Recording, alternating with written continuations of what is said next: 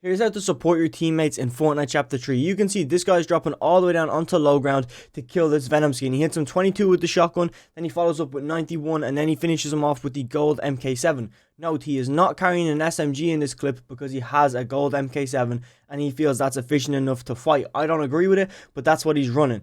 Then he has the Spider-Man, but he decides to side jump and use his builds instead of Spider-Maning up the high ground. Simply that way he can sneak up on his opponents without them hearing the Spider-Man. So when he builds around, he gets a nice flank on his whole team, and he's going to notice that his teammate's in trouble in a box, which is actually me. And then he beams him with the MK7, and then he pushes in and eventually does kill that Venom skin. But we only have 60 seconds in these shorts, so I'm going to leave it at that. Make sure you like or follow for more. In this clip, we're going to actually take a look at how this guy won a horrible 1v1. He was on such low HP, but he was still able to clutch up. You're going to notice he takes high ground, which is the first thing you should always do if it's a 1v1. Try and get high ground, but if you know your opponent's too good, make sure you're on low ground directly below him. That's what this guy failed to do. He didn't stay directly below him, and it allowed this guy to get an angle. First of all, he webbed.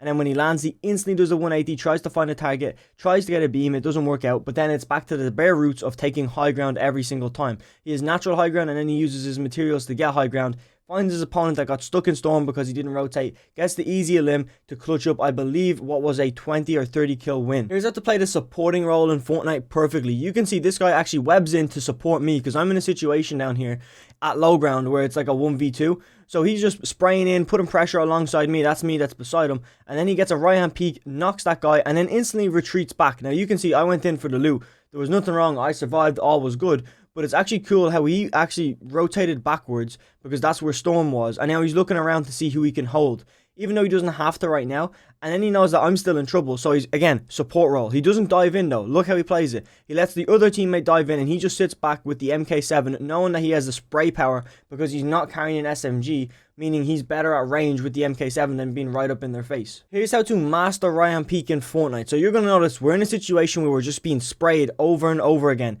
My teammate's just trying to pick up the mini that he accidentally threw. He gets it and he starts working his way back and he resets everything when he's done.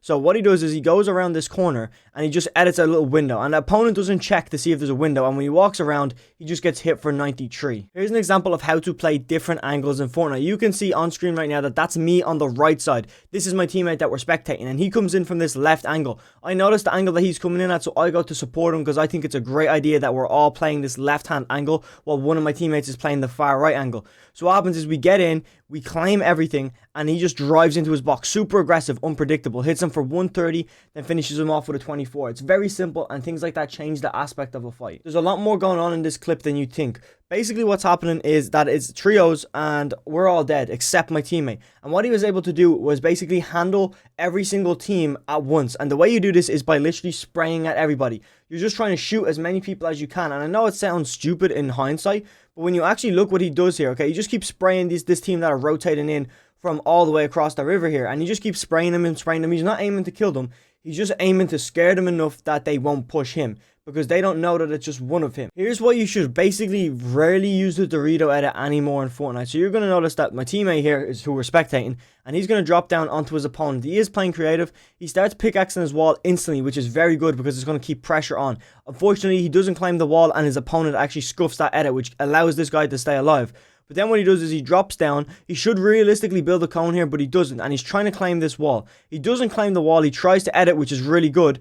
But then his opponent just edits a Dorito and runs out. Like, it's not really a good edit to pull off in certain situations. In this clip, I'm going to show you how to master right hand peek once again. So you can see that this guy drops down from high ground and he actually hits him for 46 and boxes him. Now look, this is where the piece control really comes in, okay? So he holds that upper right hand peek. So he's on that ramp giving him high ground. Then he backs off and keeps the crosshair stable. He doesn't move his crosshair, he just moves his character. Movement is everything in Fortnite Chapter 3. You can see in this creative clip, basically these guys are 1v1 and he almost gets a full box except for the cone on the roof, and he just waits, okay, patience, waits for his opponent to jump, resets the wall, and then he actually gets full piece on him once again. So we can see that full piece coming in, he hits him for 105 and he takes a trade. But look at the movement, okay, he goes at his opponent, then he crouches, and then he goes right up into his face, making it even harder to hit, especially if he was a keyboard and mouse player. Everybody needs to develop perfect awareness in Fortnite Chapter 3 if you want to get earnings. Now look at this clip, okay? It is a creative clip, but what happens is he expands his box, realizes he doesn't have this wall, but notice his opponent didn't claim the firewall, drops down on a ramp, has elevated high ground, gets a ramp in, which means his opponent can't do anything, hits him for 105, calls the reset, and then reclaims the wall after his opponent broke it because he knew he was going to break it. When his opponent sprays all that AOR ammo, what does he do? Edits a nice little window, crouches, and then gets the perfect right hand peek. This Fortnite tip has a double edge, meaning sometimes it works, sometimes it doesn't. You're going to see in this clip what happens is the guy we're spectating actually drops all the way down into the box. I mean, just jumps into the box, which is crazy. And sometimes it can work and sometimes it can't. But notice how calm he stays when he gets into the box. So he's going to continue spraying. He notices that his opponent is just chilling in there. He's trying to bait an angle, but it's not happening. So when he boxes up fully, he jumps in with the remaining ammo of his MK7, places the ramp, okay, and finds his opponent and just eliminates him. And he stays very still during this. So sometimes it will work, sometimes it won't. We're going to watch this clip, and I just want you to let me know down below in the comments, do you need to run an SMG in Fortnite Chapter 3? Watch how this guy plays, okay? So he gets right up, and he keeps trying to piece control his opponent, and he keeps doing it successfully every time, but it's not quite, you know, finessing it. So then what he does is he actually does get that finesse, he full boxes him, hits him for 26 with the shotgun, and then hits every single shot with the AOR. Here's why you should take piece control from above. It's much easier, and it's much more rewarding. Gets the ramp, gets the floor, flips the ramp in his opponent's face. He doesn't even know what's happening, and he gets first shot, which is all he needs to win the fight. This is the perfect playstyle for Fortnite here in Chapter 3. It's fast but precise. Now look at every single piece that this guy claims. He's so slow with it, but he's so precise with it. He knows exactly what his next move is. So he hits his opponent, piece controls his opponent's wall yet again. Once he gets that nice edit off, plays that right hand peek and hits him for 34 headshot to finish it off. Very simple. This clip is a prime example of minimal movement. Sometimes a lot of movement is good, but in this clip, not necessarily. He dives in and he hits him 92 and keeps his crosshair at head level the whole time. So in this clip, I just want to take a look at the auto shotgun, and I want to know your guys' opinion. Auto shotgun or striker shotgun? That's what this whole video is about. Notice how this guy gets in his box, basically hits every shot, but the damage, okay, 30 headshot. Basically, that was a headshot. Gets in his box, hits him 53, still not great, and then hits him an 11 headshot to finish it off. I don't see what that's about. Here's how to deal with an over-aggressive player in Fortnite Chapter 3. Basically, what you have to do is play super passive until he thinks he's going to eliminate you, and then you swap it and play super aggressive on him. This is exactly what's going to happen in this clip. So basically, this guy drops into his box. He's trying to get piece control, but it's not quite happening. He does place the ramp and he goes to claim the wall. But what happens is the opponent edits and he misses his pickaxe. He did get a ramp in to stop him fully beaming him, but it didn't do as much damage as he'd like.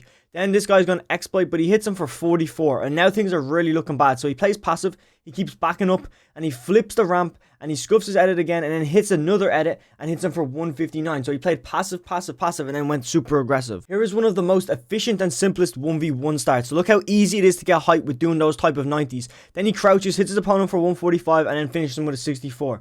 It all lasted about 3 seconds. Here's how High Ground won us a 35 kill game. You can see that we're tarping out of metal, only single layer because we don't want to waste any materials because we're all low on materials. And you can see that this is my teammate we're spectating. I'm actually down on ultimate low ground right now, trying to frag out and get a refresh for us. It does end up happening, but just not in this clip. But essentially, everybody's using the Spider-Man and getting to zone before us. And this is very dangerous because of the building that's in zone right now. If they get to that building and start cranking up, they can very easily take height. So what these boys do is notice it, read the situation, and then just finish that one guy off. He could have easily taken height just from building up.